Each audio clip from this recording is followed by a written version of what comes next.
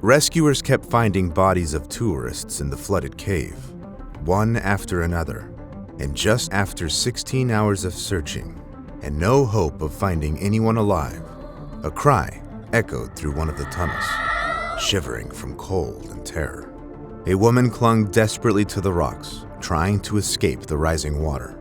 Little did she know, even if she made it out of the cave, a deadly danger would still be lurking nearby. But what unseen threats lie within those caves? Viewer discretion is advised. If you had to choose between buying a house or embarking on a trip around the world, what would you prefer?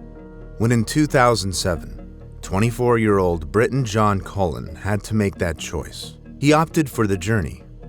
He was about to marry his fiancée, Helena, but before taking on family responsibilities, he wanted to see the world. So, the couple set off on a year-long adventure, stopping in Thailand for a few months. That's where they heard about Nam Talu.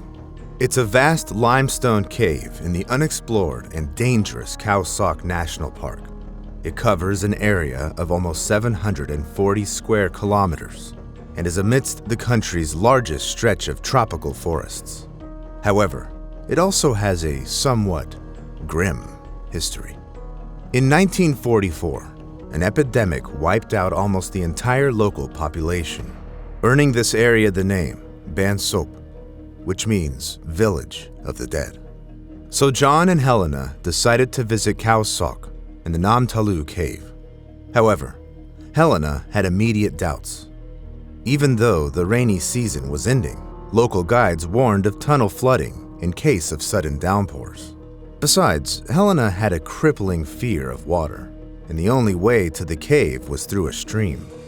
Nam Talu is a walk-through cave in the limestone mountains, 750 meters long and from 1 to 30 meters wide. In the middle of the cave runs a stream, so in many sections you have to wade through water, sometimes neck deep. During the rainy season, the cave floods, turning its entrance into a waterfall. Curiosity eventually won, and Helena agreed to go on the tour to Nam Talu.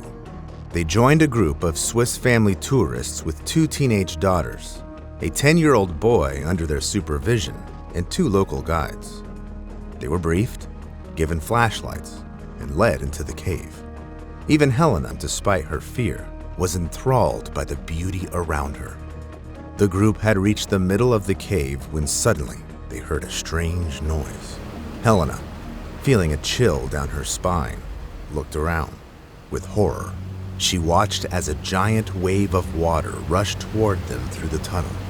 The next thing she saw was the unstoppable flow sweeping away the guide, the 10-year-old boy, and then the Swiss family with children. John and Helena were lucky to stay on their feet. They rushed to a small ledge nearby, desperately climbing as high as they could. The cave walls were sharp enough to scrape their skin to blood, but slippery enough to make it difficult to hold on. Helena trembled with fear as she was literally living her worst nightmare. At any moment, she could drown. John saw his fiancée take another uncertain step and lose her balance. She was about to fall into the raging stream they were trying to escape. Still, John managed to reach out and help her stay put. They survived, but lost their flashlights. And now, in complete darkness, they shivered on a tiny ledge somewhere under the cave ceiling, flooded with water. They couldn't tell if the water had stopped or was still rising, about to engulf them completely. The uncertainty and the anticipation of death became unbearable, and John decided to act. He told Helena that he wanted to jump into the water, hoping the current would carry him to the surface, where he could call for help. The woman was vehemently against it, but John assured her everything would be okay and slipped into the water. So, Helena was left alone in the darkness with her fear. Meanwhile, on the surface, a sudden rain had been pouring for hours, and the colleagues of the Thai guides who led the group to Nam Talu realized the tourists hadn't returned. They sent rescuers to the cave, but the entrance was already flooded to the ceiling. So, the divers simply arrived at Nam Talu and waited. When the rain finally stopped and the water began to recede, they started surveying the surroundings and made the first dreadful discovery: a human body washed out of the flooded cave. Meanwhile, Helena shivered from cold and shock, clinging to the ledge, and her consciousness was fading. She lost track of time and barely endured the constant roar of the water, which filled her with terror. A firefly fluttered nearby, and Helena thought that when she stopped seeing it, it would mean that the water had risen to the ceiling, and she would soon drown. However, she tried to distract herself with songs, prayers, and occasional loud pleas for help. And when she shouted again, someone answered. The voice grew closer, and then a beam of light appeared, followed by a barefoot Thai man with only a bamboo stick. In broken English, he explained to Helena that he had come to help her. The woman was literally paralyzed by a panic fear of water. She couldn't bring herself to step into the stream, and moreover, she wasn't even sure if this man was real or just a hallucination. However, the desire to live was stronger than fear, and Helena trusted the stranger. When they finally emerged from the cave, they were met by a whole group of rescuers. At that time, Helena didn't know what had happened to the other group members and her fiancé yet. She was only told that she spent 16 hours in the cave, and 8 hours earlier, rescuers found the bodies of the deceased. Later, Helena was asked to come to an improvised morgue for body identification. That's when the woman found out that her fiancé had died, along with everyone else. She was the only survivor. Moreover, as it turned out, the man with the bamboo stick who found her had insisted on continuing the search until they found the last tourist or his body. Although Helena was severely cold, had many wounds on her body, and was completely devastated by the loss of her fiancé, her life was supposed to be out of danger. Yet when she was taken to the hospital, her temperature rose. Her condition rapidly worsened. Doctors diagnosed Helena with Weil's disease. It's an infectious disease caused by the Leptospira bacterium. It gets into the water from the excretions of infected animals. And if a person with wounds on their body gets into such water, the bacterium can penetrate their organism. Severe cases of the disease can cause meningitis, bleeding in the lungs and other internal organs, inflammation of the heart muscles, and liver or kidney failure. And eventually, it can lead to paralysis and death. Doctors fought the disease for a week, and eventually, Helena Carroll recovered. She managed to survive even after encountering the most unexpected danger that can lurk in caves: deadly bacteria. However, not everyone is as lucky. On June 23, 2018, a powerful rainstorm hit the Thai province of Chiang Rai. It was unexpected because the monsoon season usually started almost a month later. Thais aren't usually fazed by sudden downpours. Yet that evening, the locals were alarmed. Not because of the rain, but because 12 teenage boys from the Wild Boars soccer team didn't come home after practice. None of them answered calls. Eventually, it became known that the team, accompanied by assistant coach Ekapol Chantawong, planned a trip to the local Tom Luang Nang Non cave. When the police arrived, they found bicycles and some belongings of the missing boys near the cave entrance, which was completely flooded. A dozen teenagers aged 11 to 16 and their 25-year-old assistant coach seemed to get stuck in the cave. Tom Luang Nang Non is an impressively complex underground system on the border between Thailand and Myanmar. It stretches over 10 kilometers, and some passages are so narrow that they barely reach 60 centimeters in width. Moreover, all this is located over a kilometer deep under limestone mountains. The Wild Boars and their coach went to Tom Luang Nang Non to celebrate the birthday of one of the players. But when the team noticed water entering the cave, the exit was already completely flooded, and they had to move further inside. The water arrived so fast that the teens couldn't escape it. At some point, they had to leave their backpacks with food and all their belongings because it was too difficult to move with them through the dark tunnels full of collapses, pits, and narrow passages. Meanwhile, drones searched for the missing team or an alternative entrance to the cave. Neither was found. Eventually, the Thai government turned to experts from around the world and organizations and divers from a dozen countries, including the US Air Force, joined the operation.